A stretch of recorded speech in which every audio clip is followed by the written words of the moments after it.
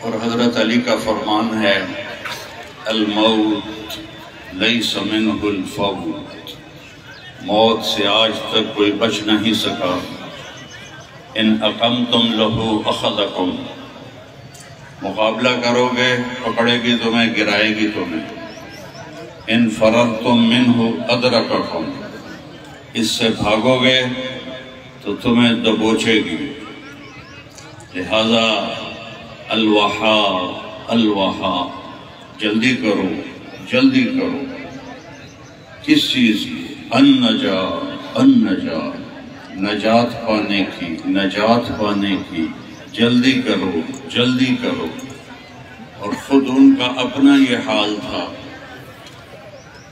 جبکہ 10 مبشرہ 10 بڑے صحاب میں ان کا نام بھی ہے، اور آپ نے ان کا ہاتھ پکڑا اور ایسے لاتے لاتے لاتے اپنے سینے کے ساتھ لگا لیا۔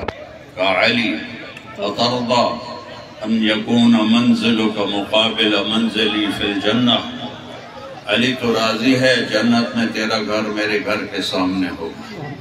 تو حضرت علی رونے لگے اور کہا یا رسول اللہ میں حاضر ہوں۔ لیکن اس شخص کی رات کیسے گزرتی تھی؟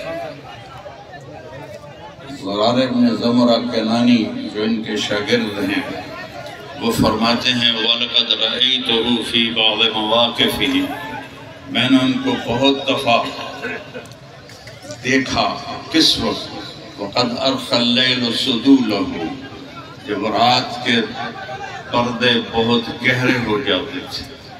وَغَارَتْ نُجُومُهُ، وہ ستارے بھی سو جاتے تھے۔ وَهُوَ قَائِمٌ فِي الْمِحْرَابِ، وہ اپنے مصلی پر کھڑے ہوتے تھے۔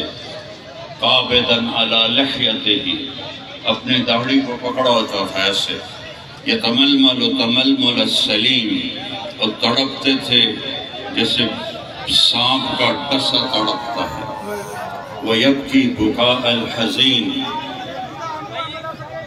اور روتے تھے جیسے غموں کا مارا روتا ہے۔ جنازہ آ گیا، اس کے بعد بات شروع کریں گے۔